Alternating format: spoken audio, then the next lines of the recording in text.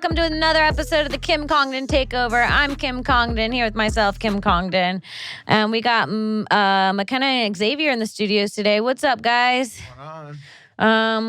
What's going on? What's new? What's new? What's going on? What have you been up to? What have you been up? We're going camping soon. I keep saying camping. It's not camping. I thought this was gonna be my first time ever camping, and then I looked at this. I was a little relieved. Yeah, were you? Yeah, You've yeah. never been camping before? No, my parents were poor, and they were like, "We're not doing that shit again." I mean, if your parents are poor enough, it would have been how you lived. Yeah, I can't believe you've never camped before. We have to camp. yeah. I've never been. I always want. I thought this was like my chance. I was like, "Oh, here we go." But Whoa. I don't like it. It's like we have like it's like a house, right? It's like, Yeah, we have a house. It's going to be so fun. It is in Joshua Tree, and it's going to be fucking huge. And it's got a pool above ground, trashy like I like it. Cool. Love an above ground pool. We got a big ass bonfire, Oh, fun. a jacuzzi, Oh, let's go. and an outdoor screen where you can play movies and lay outside and watch movies under the stars. Have you seen the pictures? They're fucking sick, dude. And we've got, I think, 14 people coming to this house. Oh, wow. And we're going to fucking have a great time. I'm so excited. I was looking for places to rent ATVs. Have you ever?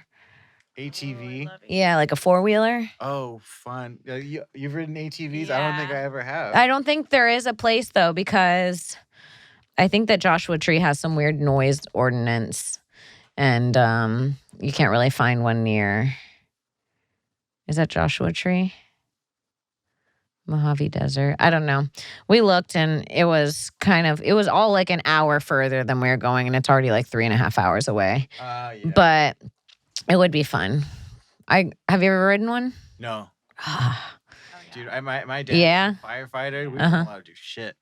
because he saw all the dark shit that happened. Yeah. Like, he used to always have to work on Christmas, and then he would, like, send me photos of, like, what he was doing. It'd always just, like, be, like, these grim things, and he'd be like, "Aren't you glad I didn't let you out today?" Oh my God. It'd be like a kid with his head exploded and it's like, see, babe, that's why you wear your helmet. Yeah, 100%. Really? Yeah. Damn. So were you scared of everything growing up, kind of? Yeah, just because I always, like, it was not, like, if it was going to happen, it was, like, when. Right. And I was like, no, like, this happened. This actually happened 2 weeks ago. My dad was on that call. Like, Yeah, dude. And then it's like when you're a kid and you're seeing it constantly, you realize how often people are getting hurt, and like that, like something about being a kid, like you don't realize that life can end quickly. oh, yeah. And then You know what I realize, mean? I think when you're a kid, you assume everybody is good in, like, a pinch or, like, in a stressful situation. Oh, yeah. And then you really see, like, I'm like, ooh, this is tough. Yeah. Trust all adults Yeah. as a child. Mm-hmm. You grow up and you're like, does my mechanic know what he's doing? Yeah, Yeah. truly. Well, the thing is, it starts getting scary when you get to an age where you start becoming older than the people that are doing the jobs. Sometimes I'll see, now people are getting famous at like 20, and I'm like, whoa, dude, that's wild. Yeah. Or like people, like you ever go and like your doctor's like a 25-year-old dude. I have a very Gen Z dentist office. Oh, you do? Yeah. Like, so what is They're that? like, not you coming in with a cavity. Yeah, no, literally. Like, You slayed with that filling. yeah, he said, because I was asking if I should get my wisdom teeth removed before I start like bite the like aligners, Mm-hmm. and he's like, they don't really move your teeth, like some like places say that online, but it's mostly cap. And I was like, did my dentist just say cap? They meant they were putting a cap on your teeth, McKenna. You were understanding it differently. No, he said it's all cap. I was like, wow. Not you serving cunt and cavities. He was like, what's going on here? Gum disease. Yeah, now you're having gum disease. Okay, slay gum disease queen. Serve gum disease cunt. Gingivitis mamas. Gingivitis mamas. No, that's so funny. Gingivitis mamas. Where do you not want to see young people working? I don't need a young gynecologist. Young gynecologist. I need someone that's seen a pussy or two. Right. Yeah. Please. I need you to see the range of pussies. It's got to be all old news. Like, I can't have a gynecologist that pre-comes. Still, I need him to be over it. You know what I mean? Not the excited first years.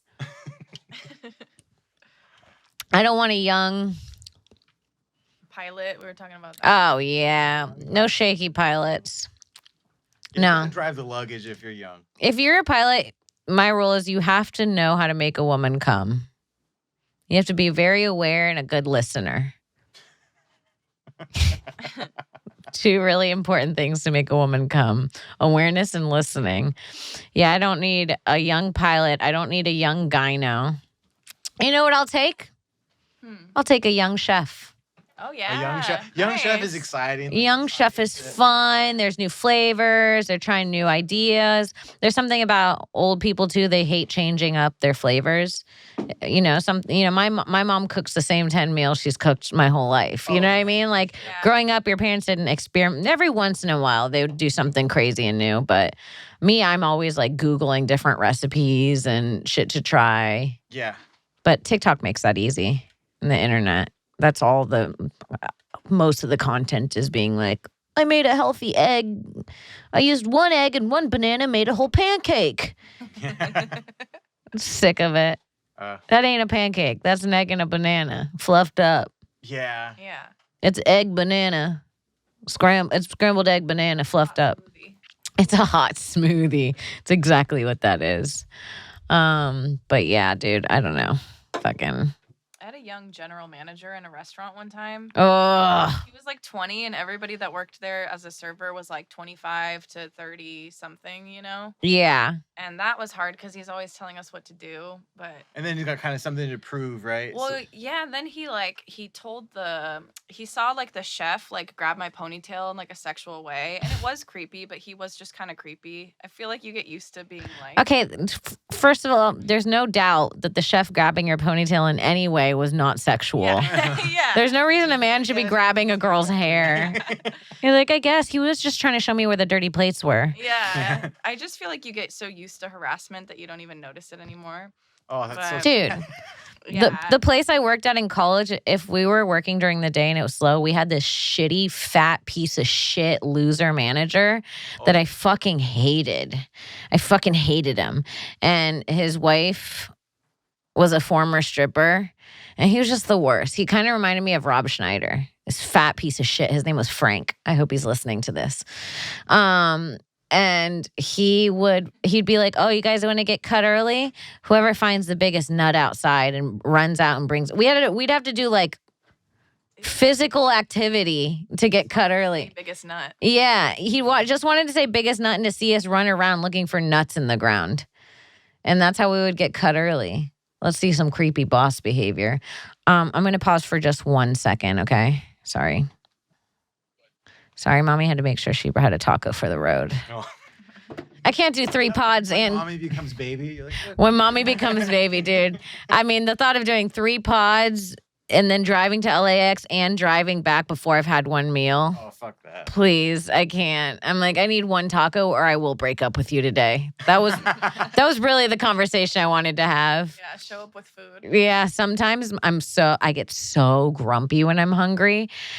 And my boyfriend, I'll be like, I'm hungry. And he's like, all right, well, what do you want to eat? I'm like, I don't care. I'm just hungry. He's like, all right, I'll make something. And then he doesn't start. And I'll go, I'm hungry. He's like, I don't know what you want. And I'll go, feed me. Like that. I don't care. Like, give me something. And then just give me something. And then we can talk about a meal. Yeah. Warm me up in a drumstick that we made a couple days ago. Add just slap a barbecue on it. Just get something in my stomach so that I can even function and think about what we're doing. And then sometimes when I'm eating, he'll look at me like I'm an abandoned animal he found, and he'll go, "Are you back?" Like, he's all scared. He's all scared. I'm like, yeah. Decisive man when you're hungry. Dude. Most annoying thing. Dude, and I can feel it when I'm that person. Yeah. I can tell how much I'm pissing. Well, it's already annoying. I got to tell you, it's already annoying when you're full. Yeah, sure. So when you're hungry, you're like extra, like, I can't, dude. But yeah. Let's see. Possible creepy boss. Hello, all. I don't know if this is the correct First of all, hello, all is like the intro to a creepy boss walking into the room. I started working at a cafe a few weeks ago, and I will only be there until late May. I'm a 25-year-old woman, and my boss, the owner, is 36 and married with children. My first impression of him was that he was kind, generous, and allows others to be themselves. On the first day I came in, we bonded about spiritual things, and he is very generous with breaks, food, etc. Oh, he's grooming you. listen, when they start giving you too much food, listen, young ladies, when you're working at a restaurant, the sweet potato fries ain't free. I need you to learn this lesson. I need you to learn it quick. Ain't nothing free. Put the fry back, okay? Put the fry back. Pay for the fry. Because if you're not paying with your money, you're paying somewhere else. I'm not saying you have to blow for the fry, but sometimes they say, oh, you might have to pay for it a different way. You think that a blow job is automatic, like that could be the worst thing. There could be a different, worse way to have to pay, and that's emotionally. When someone's giving you something, they always expect something emotionally back. It's almost worse than just blowing them for a fry. Okay. My first impression was that he was kind, generous. Okay, we bonded. Version of the 48 Laws of Power. Dude, just suck a dick. Like if it gives you no power. Sweet potato. The sweet potato. The chapter, the intro would have been the sweet potato is never free. Yeah. And it would have been some story. Dude, I should do my own 48 Laws of Power that I've learned about just being a woman. That's funny. The 48 Laws of Pussy. That's what I should call it. Whoa. Okay, that's Brilliant. a good idea.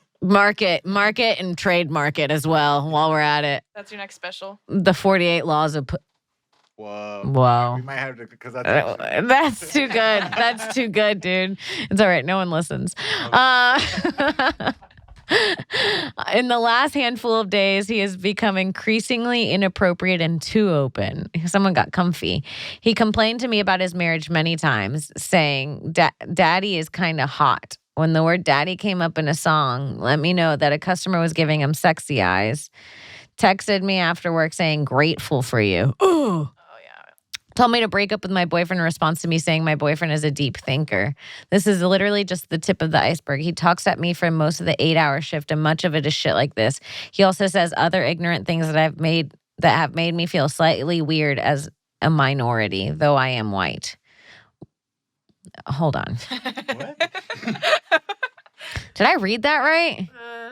Yeah. Yeah, it just doesn't make a lot of sense. Maybe they're gay. I don't That's know. Oh. But like just calling yourself a minority And then saying you're white. is a very. But maybe they are a white minority. A lot of times people look white. Me and you probably get that a lot, Xavier. Yeah, sure. And they're a minority. I would say that like some people would consider me white when they look at me. Oh, okay. Like passing. Yeah, like just white. They just think I'm a white girl.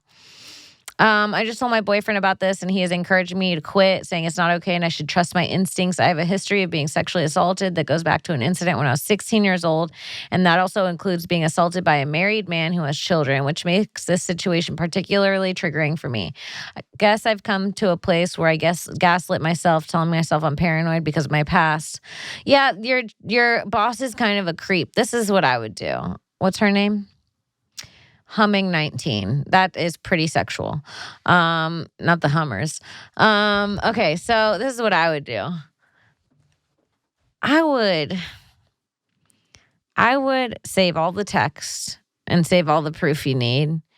And then I would have to quit my job, but then I would get unemployment saying I had to get fired because my boss was harassing me. And put it on him. He'll never harass again once you have to make that statement. Fuck it. Harass the harasser. Make his life a living hell. Why don't you just text him his wife the text he sent you? Whoa. And quit. You could probably get another job selling a sandwich somewhere else. Fuck that dude. If you're a dude and you've got a wife and kids at home and you're just creeping on girls that work at a restaurant, you're disgusting. I've dealt with that. I dealt with it for 4 years in college. It is so gross, these guys. And they would they would have, at the job I worked at, they would literally be like, they would send you home if you weren't wearing enough makeup. Oh, wow. Yeah, they'd be like, you have to do your makeup more. And then send you home. They'd have meetings with the girls. It was nuts. I would get drunk as fuck at that job, though. Drunk as fuck. One time I got so drunk before a work meeting. This place was unhinged, by the way. Everybody was drunk there. The bosses, the employees, everybody's drunk pretending they weren't blackout. One time I got so drunk off dirty martinis before a staff meeting, and then I got brave during the staff meeting and tried to start like a revolution with the waitresses about about being mistreated, and no one stood with me. I was like, come on. If you agree, stand. I tried to do one of those and it didn't work. And then the boss I was yelling at got in my face and we almost got into a fist fight. He was a man and I was a girl. And then it come to find out we were both blackout drunk. So we both kept our jobs after agreeing to never fight drunk again at a staff meeting. That's how unhinged this place was. I was like 22. I would go. God, I don't really drink. I'm not like a big drinker now, but in college, I would put it down, dude. In between classes, I'd have 2 hours. I would stop at the place I worked and order a pitcher of beer for myself and have some nuggets and fries or whatever and a pitcher of beer and then go back to class. It's hardcore. That's alcoholic. Yeah, for sure. There's something so weird about when you're in college, it's seemingly just okay to be an raging alcoholic. Yeah, I think it's just how you're dealing with all the stress, right? Like you have like all this like new schedule. And a new freedom. Yeah. Yeah. The fact that I could drink in between classes, I think was part of the reason I did it. I could go have a beer on the front lawn and go back to class a little tipsy. And I didn't do that every day. I did it for probably a week before I got sick of it and I didn't like being drunk in class anymore. But yeah, it is a weird fucking thing. I remember my friend shit her pants. But this is from being drunk? No. Well, from being drunk the night before, she was hungover, and you had to go. The school was doing this thing where they'd give out like if you showed up like first on like a Friday on certain game days, they would give out like 100 free T-shirts to the first people that showed up for the game day, and it would be like really cool. And my friend hungover decided to walk to it. And on the way home, started shitting and shit all across the entire lawn of the school in front of everybody, hiding behind her T-shirt. Oh no. That's such a rough one. To shit yourself publicly and you can't help it and you have to keep shitting, it's rough. I've never done it. No, I don't. Yeah. I'm got a new thing Not to a be pants grateful for shit. today. I'm grateful every day. I've never fully shat my pants in front of a stranger. I don't think I've even ever sharted in front of a stranger. It's always been a private event for me, myself, and I to enjoy. A shart is jarring though. Jarring? Yeah, you kind of forget how. I don't know. A shart is the same feeling as if your body cheated on you and you just found out. Yeah. Like the distance. You're truly like, I trusted you Yeah. to not make a filth of this and to keep it in between us, our dirty laundry in between us. And now you have everyone involved? Dude, I sharted I think I've only sharted a few times. Yeah. Maybe in 33 years, maybe I've sharted 3 times. But I specifically remember one time. I can't believe I'm talking about sharts. Am I running out of things to talk about? But the one time that I really sharted was when I was 8 years old and my cousin and my aunt picked me up from school and they were going inside a McDonald's to get food. But I said I wanted to wait in the car because my stomach hurt so bad. And I was like, just get me something. I want to wait in the car. And they went in. And when they went in, I was like, finally, my chance to fart. Because I had been holding in the whole car ride. And I sharted like no other. Like I fully sharted my pants, leaking through my pants. And I remember them coming back in and being like, did you fart? And I was like, I pooped. And I couldn't admit it without going into a full sob. And I remember instead of being supportive, they were just both really disgusted with me. And yeah, I sharted at a McDonald's once. So what? Happens. Seems like the place to do it.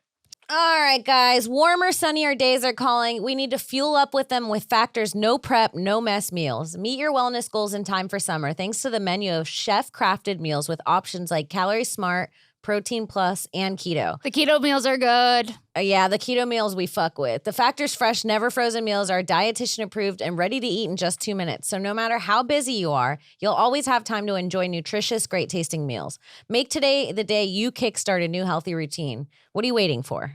With 35 different meals and more than 60 add-ons to choose from every week, you'll always have new flavors to explore. You crush your wellness goals with dietitian-approved meals and ingredients that you can trust. Make your day delicious from breakfast to dessert. Stay fueled with easy, nutritious options.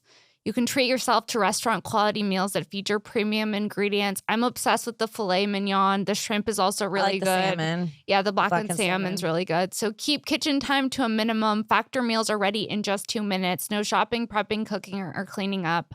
Enjoy effortless support for your lifestyle. Choose from 6 menu preferences to help you manage calories. Maximize protein intake, which is something I'm always trying to do, get more protein. Mm-hmm. Or if you want to avoid meat, you can do that too. Or if you just want to eat more well balanced, you can do that too. So head over to factormeals.com/thisb50 and use code thisb50 to get 50% off your first box plus 20% off your next month. That's code thisb50 at factormeals.com/thisb50 to get 50% off your first box plus 20% off your next month while subscription is active. Let's get back into the podcast. I've almost peed my pants. I mean, probably almost every day coming home from school where I was unlocking the door. Oh yeah, I remember that. I wrote What that last was night. that? I don't know. Like when you're a kid, you feel like you can hold it forever. Yeah. And you know what's really crazy too, thinking about my childhood, is thinking about the school bus. Did you guys take the school bus? Yeah. McKenna, did you? No, not to school, only like field trips. Oh, okay. The school bus was its own community. I'm thinking right now it could have almost been its own TV show. It was just the school bus. Oh, I have been saying that for so yeah. It's like, miss my school bus crew. yeah, the school bus crew is crazy. Like, first of all, the very first time I ever listened to stand up was on a school bus. It was in middle school, Was it 7th Mitch grade. Hedberg? Huh? Was it Mitch Hedberg? No, it was Dane Cook. Okay, that was my next. It was Dane Cook. My friend Zach Bertrand, who lived like 5 streets away from me, he would always sit on the first seat on the bus to the right. And he always had headphones and listened to him. And just one random day, I sat right behind him. I would usually sit further back. And he was like, I was like, what are you listening to? And he was like, comedy. And I was like, what? Like, I didn't even understand that there was a thing besides funny TV. Like, I didn't get that there was stand-up comedy. And he was like, listen. And it was the first thing I ever listened to was Dane Cook talking about Ovaltine. Do you remember that bit? I remember the Where he would be strung out on Ovaltine as a kid and how it would explode in your face and how he'd be strung out on a tricycle with all this powder on his face. And it was killing me. And that was the first time I heard stand-up. But there was really an entire community to the bus. There was the Bullies. They'd always sit together. Yeah. The Bullies sat in the way back. Always. If you're a bully, you sat in the way back or near the back. And they told me I had crabs. I didn't even know what that was. And I was like, it's a disease. And they're like, no, it's not. And it is actually, bitch. It is. I thought I was wrong this whole time because they all laughed when I said it. It's a disease. I know what it is. And they're like, it's not a disease, this idiot. It is. And your mama had it, bitch. Fuck them, dude. Fucking clapping back 10 years later. One time the Bullies convinced me to suck on a pen that was open. I didn't know what would happen. I was in like 1st grade. And then the ink exploded all in my mouth. So I showed up to school with a mouth full of ink all over my shirt, all over my hands, and the teacher had to call my house. What else? This girl, Lindley Harris. I don't know if I could say her whole name. She was like a bully, but a bully that I liked. I don't know how to explain that. Is this a frenemy? Yeah, she was older. She was really beautiful to me. Like she was like a cool girl, like a popular girl. She had braces and she had the thinnest eyebrows you'd ever seen. And every day at the bus stop, her mom would drive her to the bus. She was the only person at the bus stop that would sit in the car until the bus came. And she'd be in the car plucking her eyebrows every day. And I was like, she's so cool. And she kind of brought me under her wing / bullied me. Like I remember when they made me suck the pen, she was laughing along. And then when the ink got in my mouth, I remember she stopped being mean to me after that day because they were like, they took it too far with my little friend. You know, because I remember she was laughing and then the ink on my mouth. She was like, oh, and she was trying to help me with napkins and stuff. And I was like, she does love me.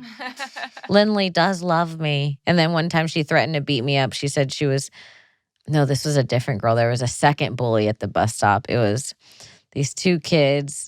It was their cousin that was like visiting school for a while. And she's a big old bitch. I remember her name was Megan, big old bitch. And she fucking was like, I'm going to sing for you guys. And if anybody laughs at my singing, I'm going to beat you up. I'm not kidding. And I'd never been beat up before and I was fucking terrified.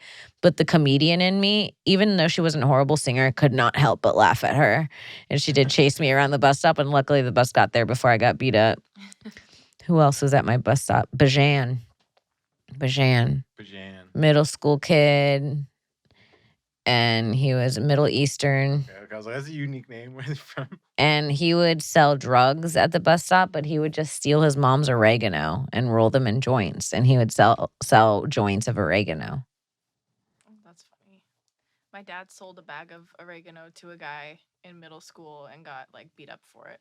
While he was an adult or while he was also in middle school? No, while he was in middle school. If you're an adult, that's a finesse. Yeah. Tricking kids, getting some spice or whatever. Remember K2? K12? Yes. What was it? Spice. It was Yeah. K2. Synthetic marijuana. So scary. We would smoke this because weed was illegal, like in my freshman year of college. Yeah. Like, and then it makes you, is this the one that makes you hallucinate? Or that's salvia, right? No, this one makes you hallucinate and like kill your friends. Oh my God. Put in K2 murders.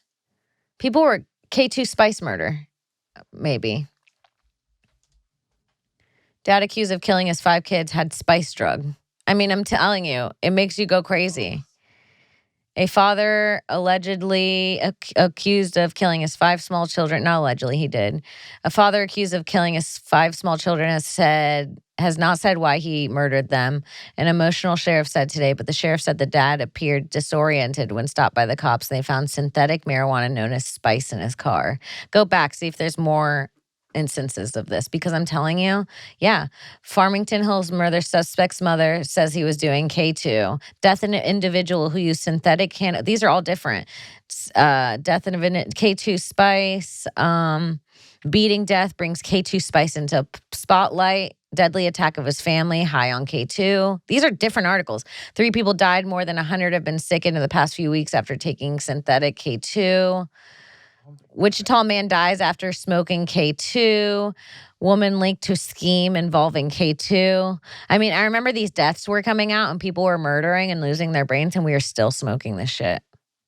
And I remember one time I was smoking with my friends Julian and Brandon, R.I.P. Brandon, and we were smoking together, and Julian was really quiet, and he was smoking K2 because he was on probation, but we were smoking weed, and he hit the K2 and went, this is weird, but I feel like I'm having the urge to murder you guys. Just kidding. And then he said, just kidding. And he was like, I've read this articles. He was just joshing us about a casual murder. I'm like, you can't fuck around like that. I don't trust anybody. People will turn on you quick. Speaking of camping, the last time we went camping, I went with Hormos and Angie, and this was camping. No Airbnb, like air mattresses on the ground in the desert camping. We show up, and the motherfucker Hormos is like, hey, there was a guy here who couldn't find his campsite, or his campsite got taken, so I told him we could share. And this is probably 20 minutes after my friend Tarina was like, there's serial killers in the loose in the desert. And we should pull up to our thing, and there's just a guy in a tent by himself. I'm like, this is strange. No man should want to be in nature alone. I'm like, this ain't right, you guys. And he's also asking us for cool rocks. He's like, if you find any cool rocks, could you leave them by my tent? Did you discover Camp Patterson? Yeah, it was Camp Patterson. Yeah. So it was already off, dude. But yeah, I don't know. And then the whole night I was paranoid. I was on mushrooms the whole rest of the night. And I had told my friends I'm paranoid about this guy, that he might be the serial killer. And it was like the fixation in my head the whole night. And then that's where Watch My Six came from with Hormos, because I would be like, can we sit in a circle? If we're going to sit in chairs at night with this dude, we need to be sitting in a circle so at least we can all see each other's backs. We can't be sitting. At one point, yeah, I was like, we need to watch each other's sixes. And I was like being dead serious, and they were reacting like you guys were like, we're not gonna get murdered, Kim. And I was like, no, seriously, we don't know this guy. He's just on our campsite. Like, it's scary. I just couldn't relax the whole night. I had a knife on me. And then when we were going to bed, my friend Morgan, I remember he had a broken leg, so he was sitting up in a chair, and I was trying to fall asleep. And I couldn't sleep. And I looked at Morgan and I go, Morgan, if we get murdered, you're the first one sitting up. They're going to kill you first. Like, straight up, if this guy's going to kill anyone, he's going to kill you first because you're like the lookout. You're sitting up. You're like a tower over us. So if he slits your throat, as a friend, I need you to not go down silently. I need you to gurgle, make a fuss, throw a chair. You can. Could you imagine the selfishness of just dying without giving a warning to the group? Right. Everybody thought I was psycho for bringing that up. Is that crazy? Your fight or flight is so interesting to me. I literally asked my friend for his gurgle. I said, give me a gurgle at least, a bloody gurgle. Something I could wake up to. Don't go down silent. Like that, like in the movies. I need a... I've been stabbed. Yeah, please, something. But that guy ended up just really loving rocks and needing a campsite. He was gone the next day, and I was stressed the whole night over it.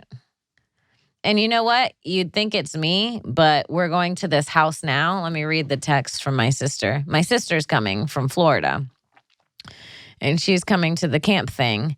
And she texted and said, when I told her we were going... You can tell that this is a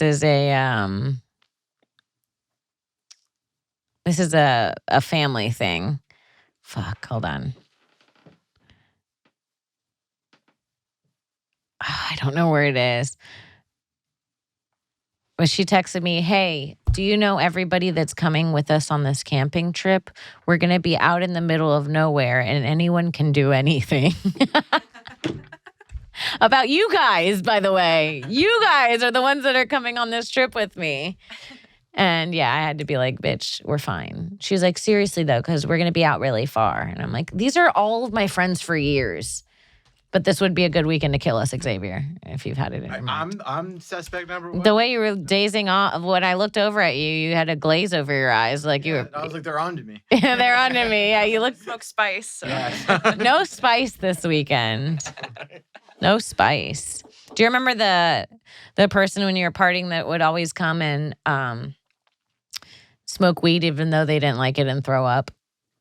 There's always a person who smokes and they know they can't handle it. What is that? Yeah, that was my brother. Does he still do it? No. My brother, like, I don't think he smokes. My brother swore he was a pothead for years, and I was just like, I don't think you are, Mike. Yeah, I think you are allergic to pot, actually. You get so sick. Or one person having a bad time on mushrooms. Oh, yeah. That's always... I've actually never been around someone that had a bad trip. I've had to talk some people back. Oh, really? Yeah, I get very like, I'm like, we can get through this, man.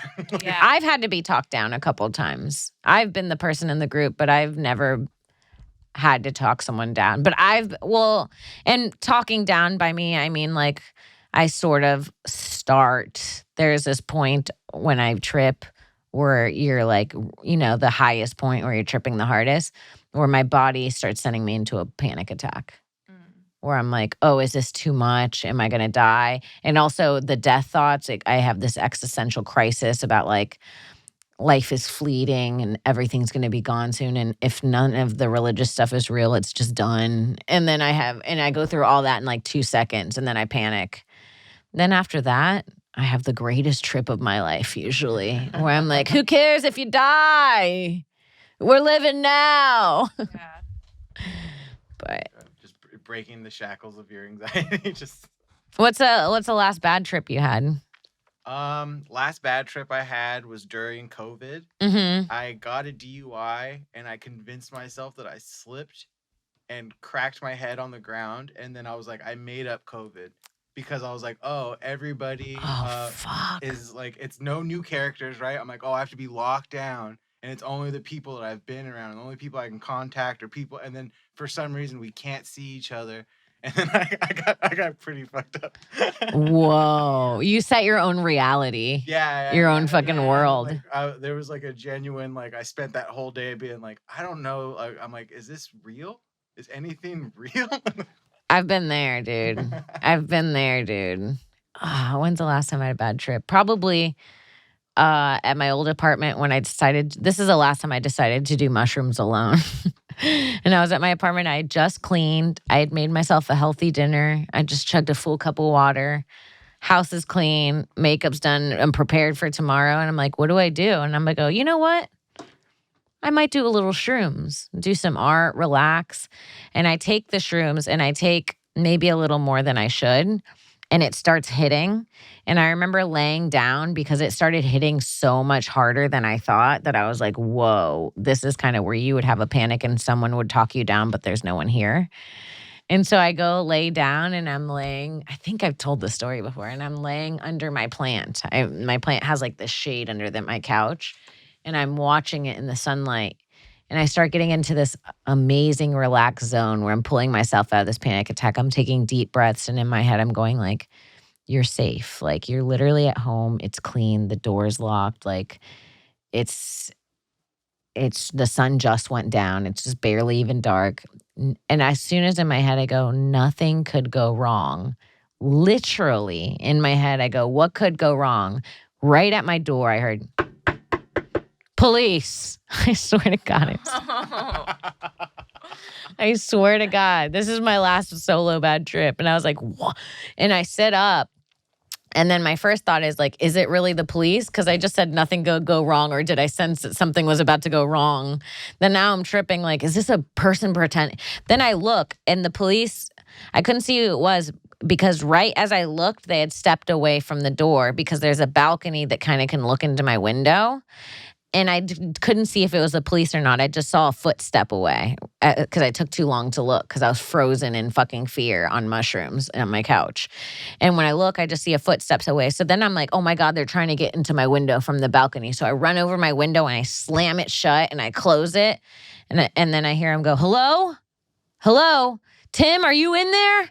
Or like some name like Tim or something. Like, we need to, we got a call about you. We need to come in. And it's a bang. Now I'm like, fuck, dude. In my head, I'm like, and this was in the height of police killing innocent civilians this was right after, God, I feel like such shit for forgetting her name. Breonna Thompson, was that her name? Yeah. This was right after they had broken her house and shot her after she came home from nursing school one day. And now they're like, knocking on the door, but like banging on it kind of. And they're like, you need to let us in. And now I'm like, dude, they have the wrong house and they're going to knock it down and shoot me in a panic. So now I'm on mushrooms thinking of all the news articles I've watched recently and all the scary shit I've seen. And I'm like, I don't know what to do. And I literally just start crying. I don't say anything. I don't make any noise. I'm just sobbing by myself while there's these knocks at the door. And I'm like quietly crying, going like, fuck. Oh, and actually this is really scary. And this did happen to me. And I will say this next. But so then I'm crying and I'm crying, and then I can hear them go down the stairs. And then when I look out the window, I see the police car. It really was the police. And I see the cop look up at me, and I open the window and I'm sobbing. And I'm going, hi. And he was like, hi, are you, we're looking for Tim. And I was like, wrong apartment. And they're like, are you sure? And I was like, yeah. And then I closed the window and closed the curtain, and they just believed me. And I'm like, what if I was a hostage? Then I got mad that they didn't believe my tears too much. Because I was like, what if I needed your help and a man was going like, say Tim's not here behind me. I'm full in tears, a panic attack happening. No questions asked by this guy. He just drove off.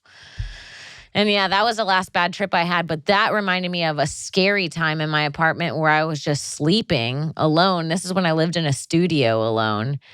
And it's 4 a.m. and there's just a knock at my door. And that is one of the scariest things when you're a woman and you live alone at 4 a.m. There's just a knock. And it was like a scary movie knock. Like literally it was. Oh, hell no. Like that. And it woke me up. Like, you know, when you're like, you're in a deep sleep, but the sound is so scary, it jolts you immediately awake and you know what's happened immediately. I like get jolted away. My heart drops into my fucking asshole and I'm laying frozen in bed and I'm quiet. And at some point in my head, I'm going, there's no way I just heard that. Like someone is not on the other side of that door at 4 a.m. knocking like that. And I get quiet and I start gaslighting myself into thinking that I had a dream and woke myself up and it wasn't real. And just when I start telling myself like that couldn't have been real. And dude, when I tell you, I didn't even move. I didn't get up. I didn't do anything. I just laid in my bed because I was also terrified that they would hear because it's such a small studio and it's like literally witching hour one. And it's like such a quiet, it's so quiet at that part of the night that you could hear like me turn probably in my bed and the kind of squeakiness from the frame. Like I didn't want to get up and walk across the wood floor to take a peek in the peephole. And this was the scariest part for me is that I just waited and they waited because you can hear when people walk in the hallways at this apartment. And then all of a sudden, after a while, I heard what sounded like a serial killer's slow shuffle away. Like it was like the footprints going like, shh, shh, shh. Like someone walking at like a serial killer slow. You know when a killer takes their time? It was like that pace all the way down the stairs and gone. That's Never found out what it was. That's so scary. Isn't that scary? Yeah, dude. Don't knock that slow at 3 a.m. And I think I'm like, maybe it was a neighbor sleepwalking. But who sleepwalks so scary with the scary slow knocks? Yeah, either way, you don't want to answer that door. No, dude. No. And I'm glad I got out of there because that apartment was weird. It was like this cute studio I found in LA and I thought it was perfect for me. And then when I moved in, it was so crazy because they were like, I should have known something was up from when I applied and they like immediately were like, move in. And it was so cheap. It was so cheap. And then they asked me if I would be like the key holder for the building. And then they told me they'd pay like half my rent if I was in charge of the building. And at that point, it was so cheap. I was like, I don't want to be in charge of anything. I'll just pay this rent and live here. And then I found out that it was like some weird low government housing, but like not like there weren't like a bunch of kids and poor families. It was like mentally ill people.